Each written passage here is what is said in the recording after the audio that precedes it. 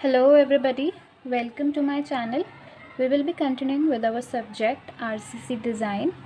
Now in previous videos we have discussed few numericals, previous year numericals from RCC. Today we will see design of beam. अभी तक हमने MR calculate करना सीखा, sigma CBC, sigma ST calculate करना सीखा, right. और एक और न्यूमेरिकल किया था हमने न्यूट्रल एक्सिस कैलकुलेट करने पे, ठीक है। तो आज हम डिज़ाइन करना सीख रहे हैं एक बीम को, एक बीम किस तरह से डिज़ाइन की जाती है, ठीक है। और दूसरा क्या है, अभी तक हमने जो भी किया है वो WSM से किया है, वर्किंग स्ट्रेस मेथड से किया है। तो ये वर्किंग स्ट्रेस मेथड का लास्ट क्वेश्चन है, मतलब सिंपली सपोर्टेड सिंगली रीइंफोर्स्ड में ये लास्ट क्वेश्चन है WSM से, जिसमें हम WSM से डिज़ाइन करना सीखेंगे बीम को। और इसके बाद जो वीडियोज़ आएंगी वो LSM पे बेस्ड होंगी, लिमिट स्टेट मेथड से, ठीक है। अभी तक जो भी किया WSM से किया है, नेक्स्ट वीडियो से हम LSM स्टार्ट करेंगे। ओके, चलो अब देखते हैं एक बीम को हमें कैसे डिज़ाइन करना है। क्वेश्चन में दे रखा है design a simply supported rectangular beam with following data, span equals to 7.5 metre. मतलब स्पान क्या दे रखा है, स्पान दे रखा है हमें 7.5 मीटर। अच्छा, ये स्पान कौन सा होता है, क्लियर स्पान होता है या इफ़ेक्टिव स्पान होता है? तो ये वाला स्पान जिसमें कुछ नहीं लिखा है वो है इफ़ेक्टिव स्पान, ठीक है। ये है हमारी बीम का इफ़ेक्टिव स्पैन। और इसमें दे रखा है live load excluding self weight, मतलब जो इस बीम में लाइव लोड आ रहा है वो कितने का है, 25 किलो न्यूटन पर मीटर का। मतलब 1 मीटर पे 25 किलो न्यूटन लोड आ रहा है, ये बोलना चाह रहा है लाइव लोड। और इस लाइव लोड में सेल्फ वेट, बीम का सेल्फ वेट इंक्लूडेड नहीं है, यहाँ पे लिखा है ना एक्सक्लूडिंग, ओके। अगर इंक्लूडिंग होता तो इंक्लूडिंग का मतलब एडेड है, पर एक्सक्लूडिंग है मतलब ये सिर्फ लाइव लोड है। इसमें बीम का जो सेल्फ वेट होता है वो इसमें नहीं है। अभी देखेंगे बीम का सेल्फ वेट क्या होता है, ठीक है। धीरे धीरे हम सब देखेंगे। Use FE 500 steel and M25 grade concrete, modular ratio M=11। तो क्वेश्चन में हमें सब कुछ गिवन है। अब हमें बोल दिया कि हमें बीम डिज़ाइन करनी है। अच्छा, बीम में क्या क्या चीज़ें होती है, सपोज़ ये हमारी बीम हो गई, तो ये क्या हो गया, इसका स्पान हो गया, लेंथ ऑफ द बीम। ये क्या हो गई, बीम की विड्थ। और ये क्या हो गई, बीम की डेप्थ, बीम कितनी गहरी है, राइट, ठीक है। ये स्पान हो गया, ये विड्थ ऑफ द बीम हो गई, और ये डेप्थ ऑफ द बीम हो गई। और यहाँ पे क्या लगी होती है, रीइंफोर्समेंट लगी होती है ना, ऐसा ही कुछ होता है। तो हमें बीम डिज़ाइन करने के लिए बोला है, मतलब हमें क्या क्या बताना पड़ेगा। स्पान तो उन्होंने मुझे बता दिया, पर बीम में विड्थ कितनी रखोगे आप, बीम की डेप्थ कितनी रखोगे, और दूसरी चीज़ एरिया ऑफ स्टील, आप कितना रीइंफोर्समेंट प्रोवाइड करोगे। तो यही होती है हमारी डिज़ाइनिंग।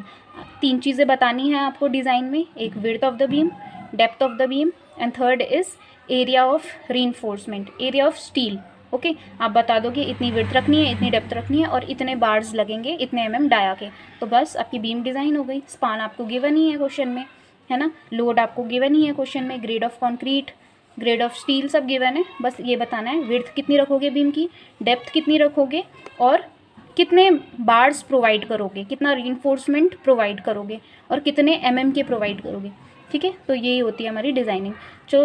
तो हम वही सीखने वाले हैं इस क्वेश्चन में।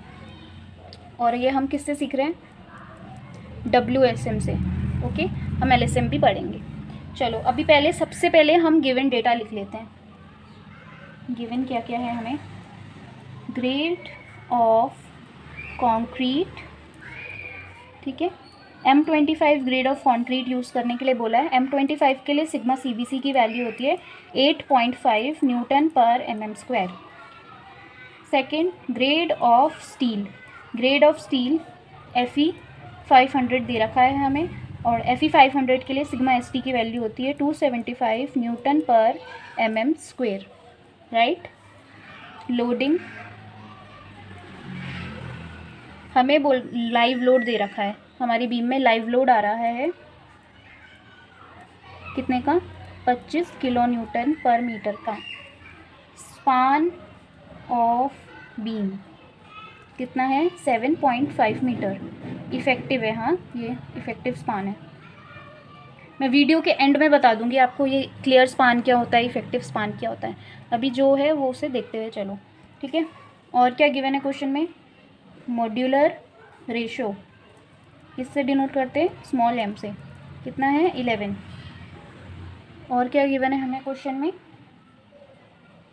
और कुछ नहीं दे रखा है हमें क्वेश्चन में, ठीक है बस इतना हो गया।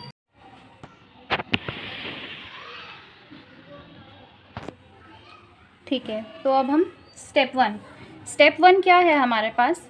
सबसे पहले मैं निकालने की कोशिश करूँगी विड्थ ऑफ द बीम, ठीक है।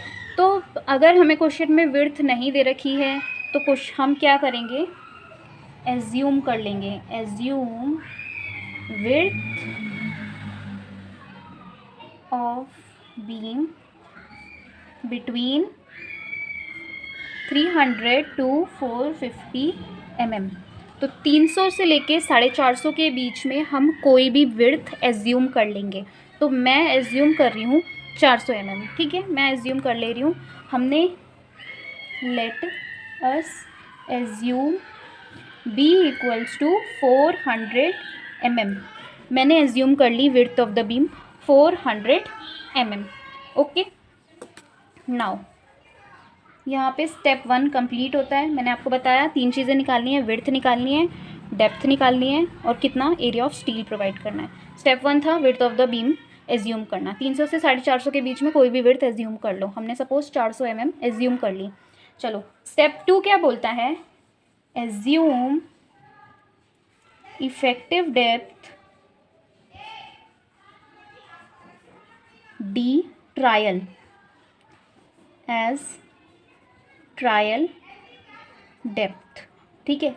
हम कोई भी डेप्थ अब ट्राई करते हुए चलेंगे, ठीक है, क्योंकि अभी आपको ये भी देखना है कि ये लोड आएगा तो कितनी डेप्थ रखनी पड़ेगी, ठीक है, इतनी डेप्थ रखनी पड़ेगी इतना लोड लेके जाने के लिए। तो ऐसा आपको ट्राई करते हुए चलना है, ठीक है। Assume effective depth D trial as trial depth. तो डी ट्रायल का क्या फॉर्मूला है, D trial equals to L/10। ये क्या हो जाएगा, ये हो जाएगा हमारा फर्स्ट ट्रायल, ठीक है। D trial equals to L। अब ये L क्या है, ये है हमारा स्पान L, ठीक है, ये है हमारा स्पान, इसको कहते हैं L, ठीक है। स्पान की वैल्यू क्या है हमारे पास, 7500 mm। मैंने मीटर से mm में कर दिया, ठीक है, डिवाइडेड बाय कितना हो गया 7500 mm, ठीक है, डिवाइडेड बाय 10, तो ये कैंसिल हो गया। तो डी ट्रायल क्या आ गया 750 mm, ठीक है। तो फर्स्ट पहला ट्रायल हो गया कि डेप्थ मैंने 750 mm मान ली, ठीक है, ओके। यहाँ पे सेकंड स्टेप हमारा ख़त्म हुआ। अब देखते हैं थर्ड स्टेप क्या बोल रहा है। Step 3, calculate design constants. हमारे पास डिज़ाइन कॉन्स्टेंट्स होते हैं कौन कौन से, के, जे, क्यू। के क्या होता है, critical neutral axis depth factor, J होता है लिवर आर्म कोफिशिएंट, क्यू होता है मोमेंट ऑफ रेजिस्टेंस कोफिशिएंट। के, जे, क्यू प्रीवियस वीडियोस में ऑलरेडी डिस्कस किया हुआ है, यहाँ पे मैं बार बार नहीं बोल रही हूँ क्या क्या है क्या नहीं, ठीक है। के होता है m sigma CBC upon m sigma CBC plus sigma ST, ठीक है। ये होता है के का फॉर्मूला, ठीक है। m की वैल्यू 11, सिग्मा CBC की वैल्यू 8.5, सिग्मा ST की वैल्यू 275।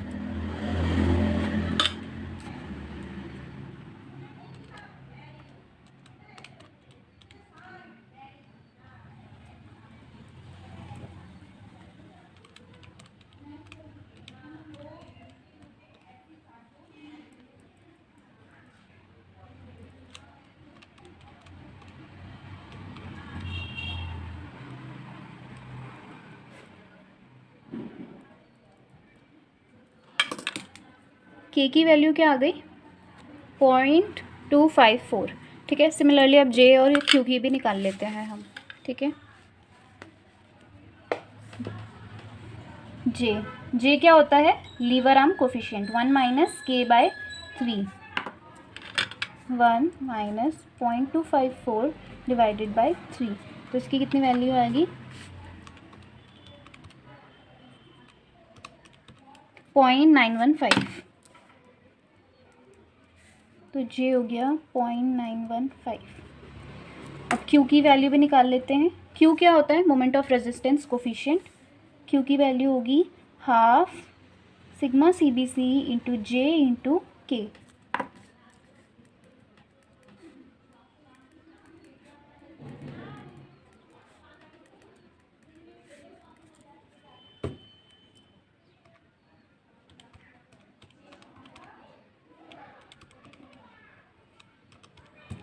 तो इसकी क्यू की वैल्यू आ गई 0.988, बोल दें इसे 0.988। ठीक है, यहाँ पे हमारा स्टेप 3 भी कंप्लीट हो गया। ठीक है, स्टेप 1 क्या था, एज्यूम करो विड्थ 350 से 450 के बीच में, हमने 400 ले ली। अब बोल रहा है ट्रायल डेप्थ लो एक। ठीक है, फर्स्ट ट्रायल में क्या करोगे, L/10 स्पान अपॉन 10 करोगे। ठीक है, डी ट्रायल हो गया 750। थर्ड स्टेप में आपको डिज़ाइन कॉन्स्टेंट्स कैलकुलेट करके रखने हैं, के जे क्यू, ये कैलकुलेट करोगे बस। अब क्या है हमारा step 4, equate M equals to MR। M क्या होता है, बेंडिंग मोमेंट। MR क्या होता है, मोमेंट ऑफ रेजिस्टेंस। ठीक है, अच्छा, अगर आपको 4th सेम में आपने क्या पढ़ा था, आपने एक सोम में चलता था SFD BMD, ये हो गई हमारी simply supported beam. Simply supported beam के ऊपर ये आ गया UDL, uniformly distributed load, suppose W kN/m का है। तो इसका अगर BMD बनाओगे तो ये कुछ इस तरीके का बनेगा, राइट। और यहाँ पे सेंटर पे होता है बेंडिंग मोमेंट मैक्सिमम, ये मैक्सिमम होता है, और इसकी वैल्यू क्या होती है, WL²/8, ये होता है इसका BMD। ये हो गई हमारी सिंपली सपोर्टेड बीम, ये हो गया यूनिफॉर्मली डिस्ट्रीब्यूटेड लोड। ठीक है, नहीं भी याद है तो कोई बात नहीं, ये याद रखना कि UDL लगता है सिंपली सपोर्टेड बीम में, तो बेंडिंग मोमेंट मैक्सिमम आता है सेंटर पे WL²/8। ठीक है, और एंड्स पे कितना होता है, 0 होता है। ठीक है, तो बस इतना याद रखना है। तो क्या हो जाएगा, maximum bending moment equals to WL²/8। अब इसकी वैल्यू निकालो कि इस बीम में कितना मैक्सिमम बेंडिंग मोमेंट आएगा। ठीक है, अब ये W क्या है और ये L क्या है। L तो आपको पता है स्पान है। ठीक है, ये W क्या होता है, जितना लोड W होता है लोड, राइट। और ये W किसके इक्वल होता है, W dead load plus live load. अच्छा, क्वेश्चन में आपको लाइव लोड गिवन है, क्वेश्चन में यहाँ पे लाइव लोड गिवन है, लाइव लोड बोल दिया 25 kN/m, 25 kN/m। अच्छा, अब ये डेड लोड क्या होता है, बीम का डेड लोड क्या होता है, या फिर सेल्फ वेट ऑफ बीम और डेड लोड। तो इसे कैसे कैलकुलेट करते हैं, unit weight of RCC into width into depth into length of 1 metre. तो इसे इस तरह से कैलकुलेट करते हैं। यूनिट वेट ऑफ RCC होता है 25 kN/m³, 25। ठीक है, विड्थ ऑफ द बीम है मेरी, मैंने ली 400 mm, तो इसको मैं मीटर में रखूँगी। mm को मीटर में कन्वर्ट करने के लिए 1000 से डिवाइड करते हैं। डेप्थ मैंने फर्स्ट ट्रायल क्या ली थी, डेप्थ मैंने फर्स्ट ट्रायल ली थी 750 mm, इसको भी मीटर में कन्वर्ट करोगे और 1 मीटर से मल्टीप्लाई। ठीक है, सारी मीटर में चल रही है। और ये याद रखना कि यूनिट वेट ऑफ RCC कितना होता है, 25 kN/m³। तो चलो अब इसका बीम का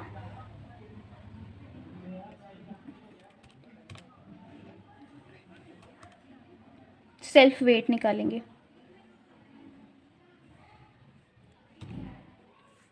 तो ये आ जाएगा 7.5 किलो न्यूटन पर मीटर। ठीक है, लोड कितना आ रहा है बीम में, लोड होता है dead load plus live load.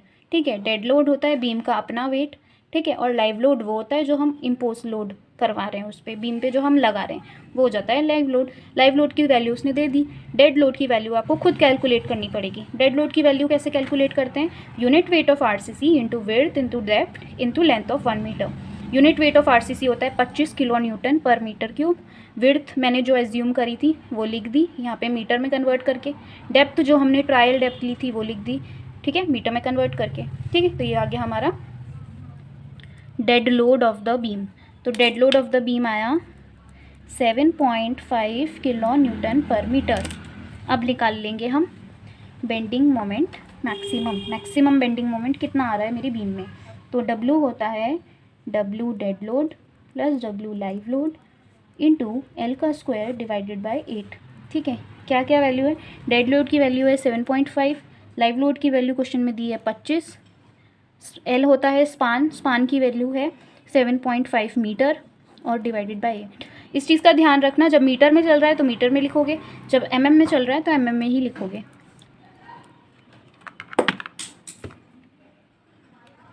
7.5 plus 225 right into 7.5 का स्क्वायर डिवाइडेड बाय 8।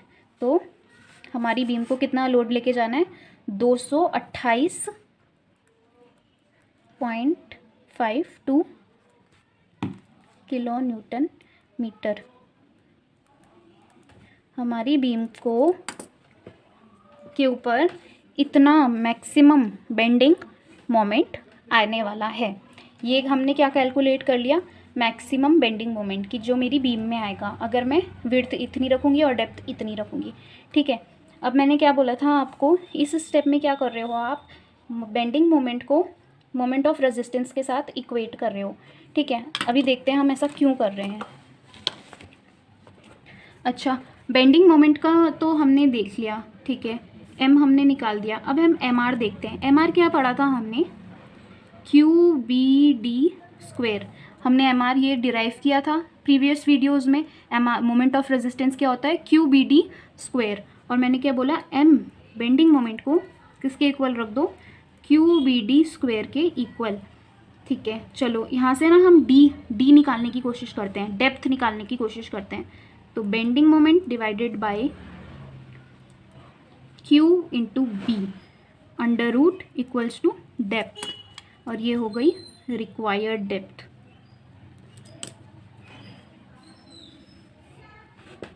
ये किसका फॉर्मूला बनाया हमने, रिक्वायर्ड डेप्थ का। हमने क्या किया, हमने एक एज्यूम कर ली डेप्थ, ठीक है, और हमने क्या निकाला, बेंडिंग मोमेंट। ठीक है, अब हम देखेंगे इतने बेंडिंग मोमेंट को ले जाने के लिए कितनी डेप्थ ज़रूरी है, क्योंकि अगर हम डेप्थ कम रख देंगे तो हमारी बीम फेल हो जाएगी, ज़्यादा रख दोगे ज़रूरत से तो कोई फ़ायदा नहीं होगा। आपको पहले देखना पड़ेगा कि कितनी, इतने से इतनी हमें डेप्थ रखनी है। ठीक है, तो कितनी रिक्वायर्ड है तो वो हम कैलकुलेट करते हैं।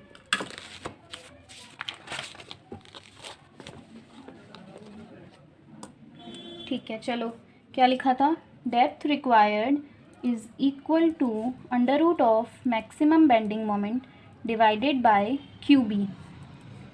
मैक्सिमम बेंडिंग मोमेंट हमारा कितना आया था, 228.52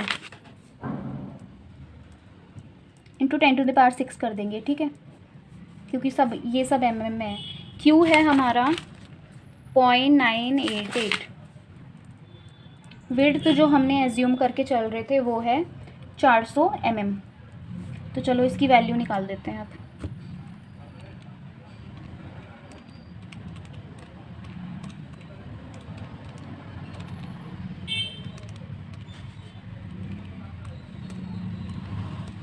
ये आ रहा है 760.42।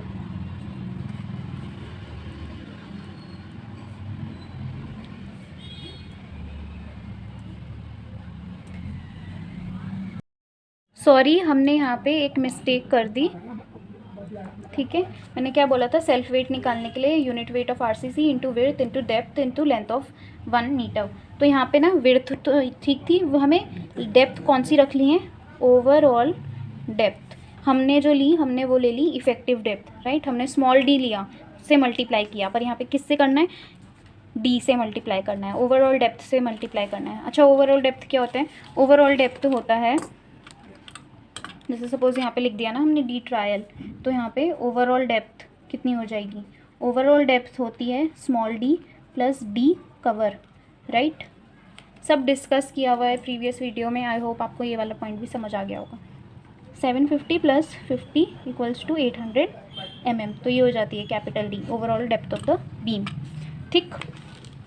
तो यहाँ पे आप क्या रखोगे, यहाँ पे आप 750 नहीं लिखोगे, आप यहाँ पे 800 लिखोगे, और ये इस तरह से हो जाएगा 8 किलो न्यूटन पर मीटर, ठीक है। और अब आपका ये वाला वैल्यू भी चेंज हो जाएगा ना, 8 प्लस 25, और हमारा जो ये आ जाएगा ये लगभग 232.03 किलो न्यूटन मीटर बन जाएगा, बस, ठीक है। बस इतनी सी मिस्टेक हो गई थी, यहाँ पे स्मॉल इफेक्टिव डेप्थ नहीं रखोगे, ओवरऑल डेप्थ रखोगे। ओवरऑल डेप्थ क्या होती है, उसमें बस कवर ऐड कर दो 50 का, ठीक है। तो 800 हो जाएगा, और इस तरह से बेंडिंग मोमेंट निकल के आ गया, और डी रिक्वायर्ड अभी हमें निकालना है। तो डी रिक्वायर्ड क्या हो जाएगा, यहाँ पे ये भी चेंज हो जाएगा, right, under root of 232.03 into 10⁻6 divided by 0.988 into 400, तो ये आ जाएगी 766.24 mm। तो डी रिक्वायर्ड आ गई 766.24 mm। अच्छा, इसका मतलब क्या है, हमने जो बेंडिंग मोमेंट का कैलकुलेट करा था कि बीम को इतना मैक्सिमम बेंडिंग मोमेंट लेके जाना पड़ेगा, उसके हिसाब से डेप्थ आपको 766.24 mm रखनी ही पड़ेगी। इतना बेंडिंग मोमेंट ले जाने के लिए आपको इतनी डेप्थ रखनी ही पड़ेगी। अच्छा, हमने ट्रायल डेप्थ क्या ली है वो भी देख लेते हैं। हमने जो ट्रायल डेप्थ ली थी वो थी 750 mm, पर जो रखनी चाहिए एज़ पर डिज़ाइन क्राइटेरिया वो कितनी है, 766.24। तो ऑब्वियसली डी रिक्वायर्ड बड़ा है, और जो हमने एज्यूम करी थी वो छोटा है। तो हमने यहाँ पे क्या होना चाहिए, D required should be less than D trial, पर यहाँ पे उल्टा हो रहा है, यहाँ पे हो रहा है डी रिक्वायर्ड बड़ा है डी ट्रायल से, तो इस वजह से हम दूसरा ट्रायल लेंगे, टेक अनदर ट्रायल डेप्थ, हम दूसरी डेप्थ ट्राई करेंगे, क्योंकि यहाँ पे इस कंडीशन को सेटिस्फाई नहीं कर रहा है। क्योंकि आपको ऐसा है ना, क्योंकि डी रिक्वायर्ड जो है डी ट्रायल से कम होना चाहिए, जो हमने रखी है डेप्थ वो छोटी आ रही है, जो ज़रूरी है वो 766.24 आ रही है, तो ऐसे तो हमारी बीम फेल हो जाएगी, है ना, बेंडिंग में फेल हो जाएगी। इतना मोमेंट ले जाने के लिए इतनी डेप्थ रखनी है, हमने 750 कर दी, तो इस तरह से वो फेल हो जाएगी, तो हमें दूसरी डेप्थ लेनी पड़ेगी। तो अब यहाँ पे हमारा आता है सेकंड ट्रायल, ठीक है। सेकंड ट्रायल मैं सोच रही हूँ हम रख देते हैं यूजिंग डी ट्रायल। अच्छा, ये हमारा सेकंड ट्रायल है, तो इसमें मैंने सोचा पहले 800 mm रखी थी, 750 mm रखी थी, इस बार हम 800 mm करके देख लेते हैं। तो यहाँ पे ये भी लिख देते हैं कि तब डी क्या हो जाएगा, 850 हो जाएगा, है ना। डी 850 कैसे हुआ, इसमें हमने कवर ऐड कर दिया, ठीक है, इसमें कवर ऐड कर देंगे तो ये ओवरऑल डेप्थ बन जाएगी। अच्छा, अब इस डेप्थ के लिए मैक्सिमम बेंडिंग मोमेंट वापस से आपको निकालना पड़ेगा, ठीक है। तो bending moment maximum equals to W dead load plus W live load into span का स्क्वायर डिवाइडेड बाय 8। अच्छा, ये लाइव लोड तो सेम है 25 किलो न्यूटन मीटर का, पर ये जो डेड लोड है वो चेंज हो जाएगा। डेड लोड चेंज क्यों हो गया, क्योंकि मैंने depth of the beam change कर दी। तो डेड लोड क्या हो जाएगा, 25 self unit weight of RCC into width of the beam. Width of the beam कितनी रखी थी, 0.4 मीटर, और इस बार क्या हो गई हमारी effective overall depth 0.85 metre into 1। तो ये कितना आ जाएगा, अच्छा ये दोनों तो कैंसिल हो जाएंगे, तो 0.85 ही हो जाएगा, 8.5 किलो न्यूटन पर मीटर। ठीक है, ये वाला स्टेप समझ आ गया आपको। इसमें क्या था, जब हम दूसरी डेप्थ ट्राई करेंगे तो उस डेप्थ को के लिए हम दूसरा फिर से वापस से बेंडिंग मोमेंट भी कैलकुलेट करेंगे। अच्छा, आप अपने डेप्थ चेंज कर दी तो ऑब्वियसली डेड लोड भी चेंज होगा। डेड लोड का फॉर्मूला है unit weight of RCC into width of the beam into overall depth of the beam into length of 1 metre. Unit weight of RCC होता है 25 kilo newton per metre cube. Beam की width हमने assume करी 400 mm, जिसे मैंने metre में convert कर दिया 0.4 मीटर। इस बार हमने डेप्थ ली 850 mm, तो 0.85 इंटू 1, तो ये हो गया 8.5 किलो न्यूटन पर मीटर। ठीक है, तो अब बेंडिंग मोमेंट क्या हो जाएगा,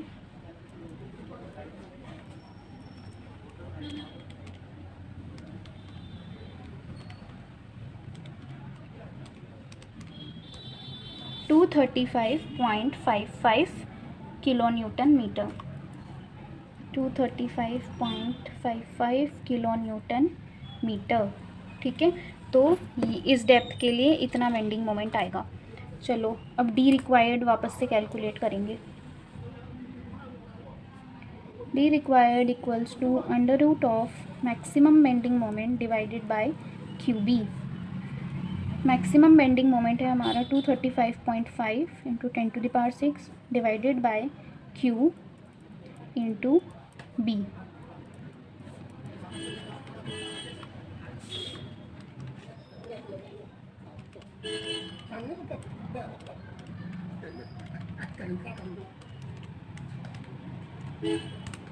ये आ गई 772.02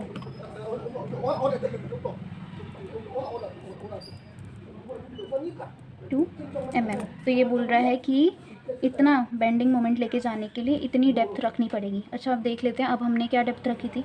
हमने जो डेप्थ रखी थी वो थी 800 mm, और इसमें कितनी आ रही है 772 mm, 772 ऑलमोस्ट। ठीक है, तो ऑब्वियसली अब हमारा बीम क्या हो जाएगा, सेफ हो जाएगा। Since D trial is greater than D required, hence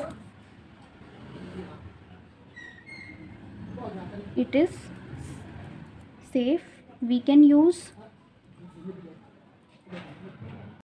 ठीक है, डी ट्रायल किससे बड़ा है, डी रिक्वायर्ड से। जो डी रिक्वायर्ड है वो क्या है, डिज़ाइन का क्राइटेरिया है ना, और डी ट्रायल वो है जो हमने एज्यूम करके चले थे। ठीक है, और डी ट्रायल की वैल्यू थी, लिख देते हैं चलो यहाँ पे, डी ट्रायल था 800 और डी रिक्वायर्ड हो गया इतना। तो अब ये सेफ़ है। पहले क्या हो रहा था, डी रिक्वायर्ड ज़्यादा आ रहा था और डी ट्रायल कम आ रहा था। इस बार सेफ़ हो गया, डी रिक्वायर्ड कम है, डी ट्रायल ज़्यादा है।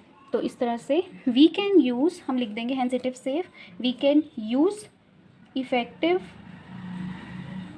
Depth of 800 mm। ठीक है, हम इफ़ेक्टिव डेप्थ रख सकते हैं, बीम की डेप्थ रख सकते हैं 800 mm। ठीक है, मैंने क्या बोला था, बीम में आपको क्या क्या डिज़ाइन का मतलब क्या होता है, बीम की विड्थ बताओ, बीम की डेप्थ बताओ, और बीम में रीइंफोर्समेंट कितना दोगे, कितना रीइंफोर्समेंट प्रोवाइड कर रहे हो, कितने नंबर ऑफ बार्स और कितना डाया है बार्स का। तो हमने क्या क्या निकाल दिया, विड्थ ऑफ द बीम निकाल दी, डेप्थ ऑफ द बीम निकाल दी, है ना, डिज़ाइन का क्राइटेरिया यहाँ पे सेटिस्फाई कर दिया। अब तीसरी चीज़ बचती है कि रीइंफोर्समेंट की बात करते हैं। अब आता है हमारा, ये कौन सा स्टेप हो गया हमारा, स्टेप 5। स्टेप 5 हो गया हमारा कैलकुलेट एरिया ऑफ स्टील। ठीक है, स्टेप 5 क्या हो गया हमारा, एरिया ऑफ स्टील निकालना है हमें। तो AST आप कैसे कैलकुलेट कर सकते हो, AST equals to MR upon sigma ST into J into D।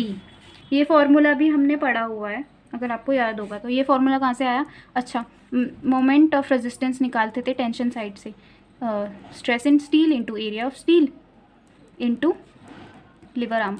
ठीक है, ये फॉर्मूला आया यहाँ से। सारे फॉर्मूले डिराइव्ड हैं प्रीवियस वीडियोस में, तो मुझे नहीं लगता अब आपको कुछ प्रॉब्लम होगी, क्योंकि उस टाइम पे हमने बहुत बार ये चीज़ें रिपीट करी थी। ठीक है, AST निकाल लेते हैं। MR की वैल्यू किसके इक्वल थी, MR की वैल्यू हमने बोला था M की इक्वल थी, मैक्सिमम बेंडिंग मोमेंट के इक्वल, और मैक्सिमम बेंडिंग मोमेंट आया था हमारा 232.03 इंटू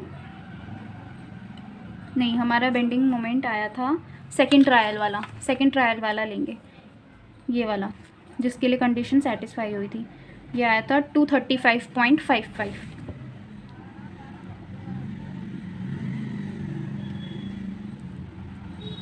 ठीक हो गया।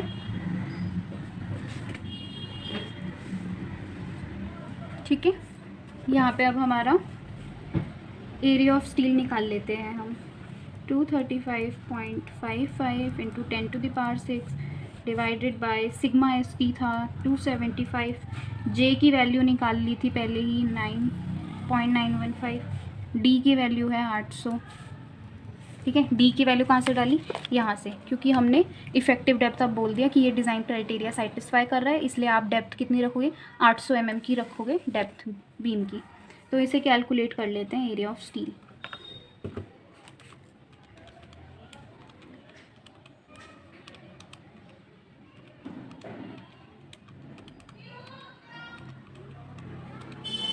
ये आ गया 1170.15 mm²।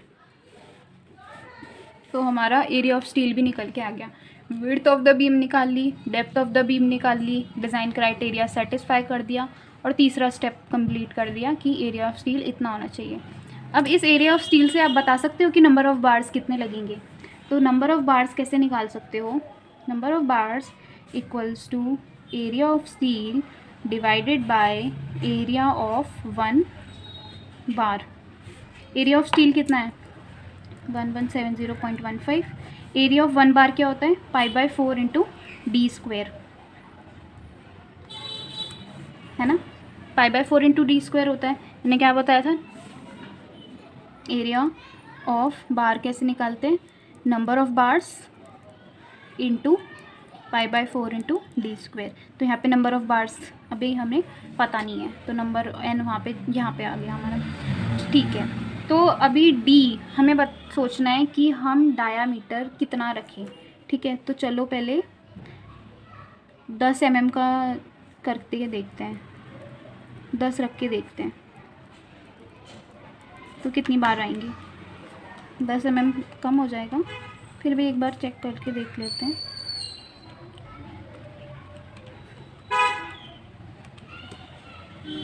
आ जाएगा 14.89, ये काफ़ी ज़्यादा आ रहा है। तो अब हम यहाँ पे सपोज़ यहाँ पे रख के देखते हैं, हम 12 mm की बार लगा के देखते हैं कि कितनी, 12 mm डायामीटर रख के देखते हैं तो नंबर ऑफ़ बार्स कितनी आएंगी।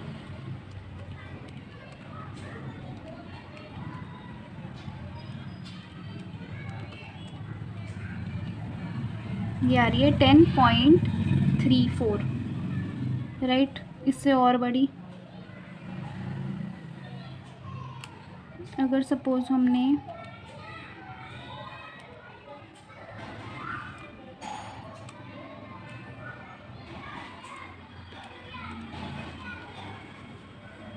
बीस mm की बार रख ली तो आएगी 3 बार। तो आप क्या कर लो, यहाँ पे 20 mm की बार यूज़ करके देख लो, तो ये बन जाएगा, नंबर ऑफ़ बार्स कितनी आ रही है 3.72, ऑलमोस्ट 4, क्योंकि 3.72 तो प्रैक्टिकली इम्पॉसिबल है कि आप बार को 0.72 में कन्वर्ट कर लोगे, तो 4 बार रख लो आप। ठीक है, 4 बार डाल दो आप टेंशन जोन में, कितने mm की, 20 mm की। तो इस तरह से आपको चेक करते रहना पड़ता है बार बार कि इतना एरिया है और इतने mm की बार लगाओगे तो कितने नंबर ऑफ़ बार्स आएगी, इतना कितना। ठीक है, जैसे अभी मैंने आपको बार बार ट्राई करके दिखाया, पहले मैंने 10 लिया, 12 लिया, उसके बाद मैंने सीधा 20 लिया, तो उसमें निकल के आई 4 बार। तो इतना, तो हम यहाँ लिख देंगे use 20 mm 5 bars, use for 20 mm 5 bars. ठीक है, तो आपको इस तरह से लिखना होगा। तो यहाँ पे लिखोगे आप लास्ट में समरी ऑफ डिज़ाइन, आपने जो बीम डिज़ाइन करी है उसकी समरी लिखोगे आप यहाँ पे लिखोगे, नहीं ऐसे नहीं लिखोगे, आप लिखोगे size of beam B into D, overall depth लिख दो। ठीक है, small B into small D मत लिखो, बी इंटू डी लिखो। बी मैंने एज्यूम करा था 400 mm, और ओवरऑल डेप्थ हो गई हमारी, देखो यहाँ पे तो इफ़ेक्टिव डेप्थ हो गई 800 mm, ये स्मॉल डी है। ओवरऑल डेप्थ कितनी होगी 800 प्लस कवर बताया था ना डी 850, तो यहाँ लिख दो 850 mm, ठीक है। साइज ऑफ द बीम लिख दिया, एरिया ऑफ स्टील बता दो, और 4 बार कितने mm की 20 mm 5, बस ये हो गई आपकी डिज़ाइनिंग, ठीक है। डिज़ाइन का मतलब ही ये होता है कि बीम में की विड्थ कितनी रखेंगे, डेप्थ कितनी रखेंगे और रीइंफोर्समेंट कितनी प्रोवाइड करेंगे। तो बस इस बीम डिज़ाइन के क्वेश्चन में इतना ही था। 5 स्टेप में आपका पूरा बीम का डिज़ाइनिंग कंप्लीट हो जाता है, ठीक है। तो आप इसको रिवाइज करना और खुद से सॉल्व करने की कोशिश भी करना, ठीक है। और अगर प्रीवियस ईयर के क्वेश्चंस देखोगे तो उसमें भी डिज़ाइन के ऊपर एक क्वेश्चन आ रखा है और सेक्शन सी में आता है 10 मार्क्स का, तो आप देख लो कितनी ज़्यादा इंपॉर्टेंस है, ठीक है। और आज हमने किस मेथड से किया है, WSM मेथड ऑफ डिज़ाइन से, ठीक है। चलो, thank you for watching and stay tuned.